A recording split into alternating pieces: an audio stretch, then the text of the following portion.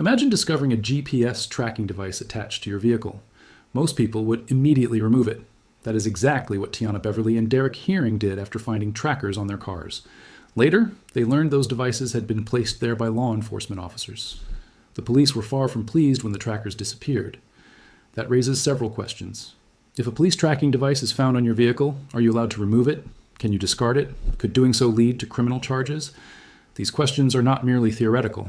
There have been cases where individuals who were never convicted of any crime discovered police GPS devices attached to their vehicles.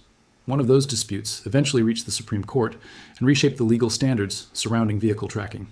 The story begins with Tiana Beverly. One day, 5 Louisiana State Police officers arrived at her residence seeking information about someone she knew. Just 2 days later, she noticed several men lingering around her vehicle outside her apartment. As she watched, one of the men reached beneath her car and appeared to attach an object. Alarmed, she feared it could be a bomb, a tracking unit, or something else entirely unknown. After inspecting underneath the vehicle, she realized the object was a GPS tracking device. She removed the device and fastened it to a nearby utility pole. The equipment continued functioning normally. It simply remained in one location instead of traveling with her car. Before officers realized their surveillance system was now following a stationary object, Tiana contacted the local NAOACP. Once police recognized that their equipment was no longer tracking her vehicle, they demanded the return of the GPS device. Tiana responded by informing them that they could retrieve it themselves from a particular utility pole. At first glance, some might wonder whether she could have faced a theft accusation. The answer appears obvious.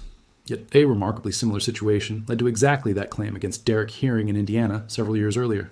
Police suspected Derek of drug trafficking. They obtained a warrant and installed a GPS tracker on his SUV. For roughly 1 week, the surveillance proceeded as intended. Then, the signal vanished. Investigators concluded that Derek had probably discovered the device and removed it. Instead of simply placing another tracker on the vehicle, officers pursued a different strategy. They informed a judge that Derek had committed theft. Their argument was that the GPS unit belonged to the government. If Derek had removed it and failed to return it, they claimed he intended to maintain possession of government property and therefore had committed a criminal offense. Consider the situation from Derek's perspective. How could he have known with certainty that the object belonged to law enforcement? He had merely found an unfamiliar device attached to his own vehicle without his permission. The tracker did not carry a label identifying it as police property or instructing anyone to return it if found. The theft allegation ultimately served another purpose. Officers used it as justification to obtain a warrant authorizing a search of Derek's home. A judge approved the request. When police executed that warrant, they entered the residence and located the GPS tracking device. They also discovered drugs and related paraphernalia. At first, that outcome appeared to favor the investigation. However, the Indiana Supreme Court later viewed the situation very differently. The Indiana Supreme Court focused on a straightforward issue. Does removing an object from your own vehicle automatically prove theft occurred? The answer was not so simple. A tracking device could become detached on its own. It could stop functioning. Someone with no ownership interest in the vehicle might have removed it. Even if the driver took it off, that alone would not establish an intention to steal. One argument raised was that police had effectively left the property on someone else's vehicle. The Indiana Supreme Court ultimately rejected the position advanced by law enforcement. The justices concluded that Derek's act of removing the GPS device did not constitute evidence of theft. Because no probable cause existed, the warrant that authorized the search was declared invalid. As a result, every charge connected to that search was excluded from court proceedings. Derek avoided conviction in that case, yet before the highest court in the nation addressed GPS tracking, law enforcement agencies had been operating with broad discretion regarding these devices. The reasoning offered by police was relatively direct. When a person drives on public roads, anyone can observe where that vehicle travels. Other motorists can see it. Police officers can see it as well. Since those movements occur in public view, there is supposedly no expectation of privacy. From that perspective, officers argued there was little difference between visually following a vehicle and using a GPS device to record the same travel patterns. That issue eventually reached the United States Supreme Court in the case of United States versus Jones. Antoine Jones became the focus of a narcotics investigation. Officers obtained judicial authorization to place a GPS tracker on his vehicle. However, by the time they acted, the warrant had already expired. Rather than seeking new authorization, investigators installed the device 11 days after the warrant had lapsed. They also placed it in a jurisdiction where the original warrant did not apply. The question became obvious. If Jones was driving on public roads visible to everyone, why would officers need a warrant at all? Police proceeded anyway. They attached the tracker and monitored Antoine's movements for nearly 1 month. During arguments before the court, Government attorneys maintained that Antoine lacked a reasonable expectation of privacy because his travels occurred on public roadways. Jones's legal team approached the issue differently. They emphasized that officers physically entered private property interests by touching the vehicle and attaching equipment in order to gather information. That argument shifted the focus entirely. The issue was no longer simple observation from a public location. Instead, it centered on a physical intrusion onto private property for investigative purposes. The Supreme Court agreed with that position. The justices determined that placing a GPS tracker on a vehicle constitutes a search under the Fourth Amendment. Justice Sotomayor explained that a Fourth Amendment search takes place when the government intrudes upon a subjective expectation of privacy that society accepts as reasonable. From that point forward, law enforcement officers were required to obtain a warrant before installing a GPS tracking device on a vehicle. The ruling transformed surveillance practices nationwide. GPS trackers could no longer be treated as informal investigative tools. Officers now had to secure judicial approval before attaching such equipment to a person's car. Yet another question remained. Does the warrant requirement truly shield individuals from surveillance, or does it merely create an additional procedural step? Many people assume the answer is straightforward.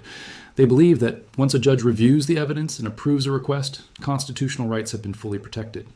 The reality, however, is considerably more complex. A warrant should not be mistaken for proof that a crime occurred. In many situations, the amount of information presented to a judge may be limited. The decision can depend heavily on what an officer reports, rather than on extensive supporting evidence. There's another common misconception as well. Many people imagine a judge spending hours carefully examining every detail before authorizing surveillance. In reality, that is often not how the process works. In numerous cases, warrant requests are submitted and approved within minutes. There have been situations where an officer approached a judge seated on the bench and presented several warrants at once. The judge accepted the documents, signed each one, and did so without asking any questions. To obtain approval, officers only need enough information to establish probable cause. That threshold is not especially high, particularly when a judge is familiar with the officer and already places confidence in that officer's statements. Consider the Supreme Court ruling from that perspective. The decision did not eliminate the use of GPS tracking devices by law enforcement. It altered the procedure instead. Previously, officers could install a tracker and address legal challenges afterward. Following the ruling, they first had to appear before a judge, secure a warrant, and then proceed with the same surveillance activity. Is that better than having no safeguards at all? Certainly. At the same time, it helps explain why GPS monitoring has not significantly declined. As technology advances, its use continues to expand. Police departments still obtain warrants. They still deploy tracking devices. And those devices continue to be used to monitor people's movements, including individuals who have not been found guilty of any wrongdoing. That leads to an important question. What should someone do after discovering a police GPS tracker attached to a vehicle? Unfortunately, there is no universal answer that applies everywhere. Laws vary from state to state. Different courts may also reach different conclusions when reviewing similar circumstances. Several questions become critical from the outset. Was the device installed by law enforcement? Was it placed there by a private investigator? Could it belong to a jealous partner or a stalker? The answer can significantly affect the legal analysis. For that reason, anyone finding such a device should first review the laws in their own state and understand the available options. One approach would begin with removing the tracker. Courts have already determined that taking a GPS device off a vehicle does not automatically amount to theft or evidence tampering. The device itself is unlikely to identify itself as government property or state that it must be returned. Without intent to steal, the basis for a theft accusation becomes much weaker. Another argument maintains that officers effectively left their property on someone else's private property. The next step would be to destroy the device or dispose of it by sending it down a river. Afterward, a GPS tracker detector could be used to determine whether additional tracking units had been installed. That precaution matters because officers often place more than one tracker on a vehicle. Finding a single device should not lead anyone to assume it is the only one present. GPS detection equipment can identify tracking devices located either inside or outside a vehicle. That allows a person to verify whether additional surveillance equipment remains in place. The final step would be contacting an attorney immediately. Whether the tracking originated with police, a stalker, or a former partner, the existence of the device indicates that someone is monitoring the person's activities, regardless of whether any crime has been committed. Technology continues to evolve, and GPS trackers are no longer the only tools available for monitoring movements. New methods can turn an ordinary phone into a powerful source of location information, creating additional surveillance capabilities without relying on a physical tracker attached to a vehicle. If you found this information useful, share it with others, continue following these developments, and stay informed about how evolving surveillance technologies can affect your privacy and legal rights.